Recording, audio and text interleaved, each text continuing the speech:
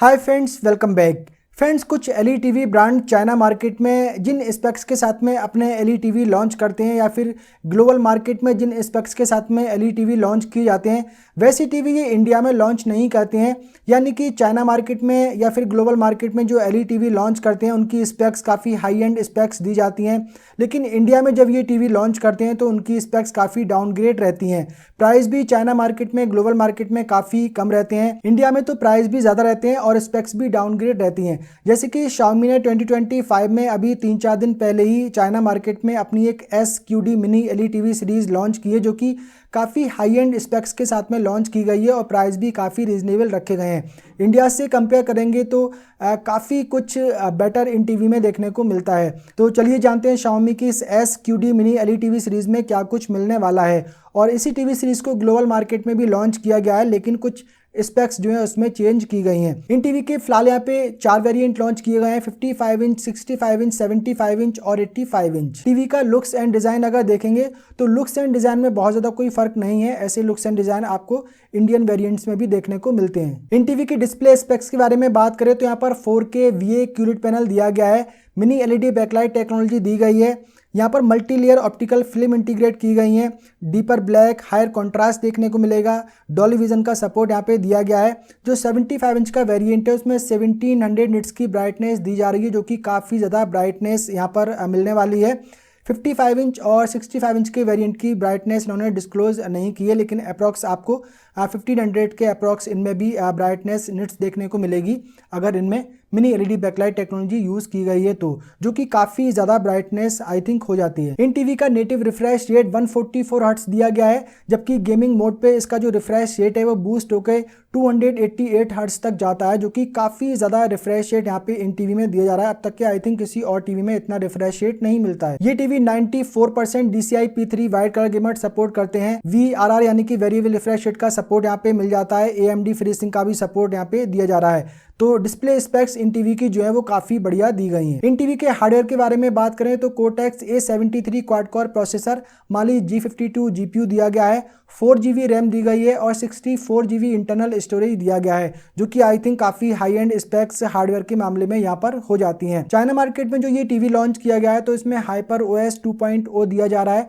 जबकि global market में ये टीवी लॉन्च किया गया है तो वहाँ पर 3GB रैम दी गई है और 32GB इंटरनल स्टोरेज दिया गया है। और ग्लोबल मार्केट में गूगल टीवी OS देखने को मिलेगा, जबकि चाइना मार्केट में HyperOS 2.0 दिया जा रहा है। इन टीवी के ऑडियो सिस्टम के बारे में बात करें तो यहाँ पर 30 वाट का ऑडियो आउटपुट दिया गया है, 2 यहाँ पर ट्विटर लगाए गए हैं, 2 यहाँ पे फुल रेंज स्पीकर लगाए गए हैं, डॉल्बी एटमॉस का सपोर्ट यहाँ पे दिया जा रहा है और हार्मन कार्डन की ऑडियो प्रोसेसिंग इन टीवी में दी जा रही है। तो यहाँ पर जो ऑडियो क्वालिटी है वो भी काफी बढ़िया मिलने वाली है। कनेक्टिविटी ऑप्शन के बारे में बात करें तो यहाँ पर डुअल बैंड वाईफाई का सपोर्ट दिया जा रहा है, वाईफाई 6 का सपोर्ट यहाँ पे मिल जाता है, ब्लूटूथ वर्जन दिया जा रहा है 5.2, NFC कास्टिंग का यहाँ पे फीचर दिया जा रहा है। आपके मोबाइल में अगर NFC आपका मोबाइल सपोर्ट करता है तो सिंपली आप टीवी पे टैप करेंगे और आपके मोबाइल की स्क्रीन टीवी पे कास्ट होना शुरू हो जाएगी। इसके अलावा फार फील्ड टेक्नोलॉजी यहाँ पर दी गई है, यानी कि बिल्ट इन माइक्रोफोन टीवी में लगाए गए हैं, दूर बैठकर विदाउट रिमोट टीवी को वॉइस कमांड दे पाएंगे।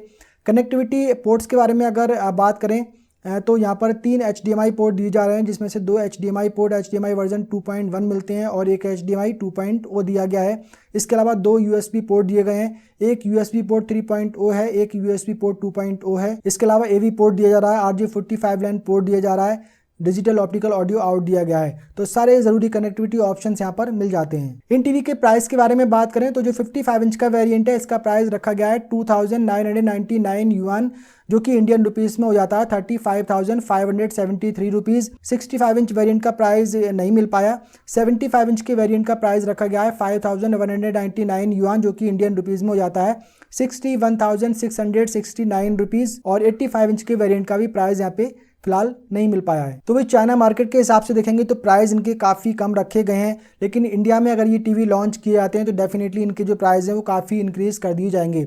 इन टीवी की लिस्टिंग Xiaomi ग्लोबल की वेबसाइट पे कर दी गई है।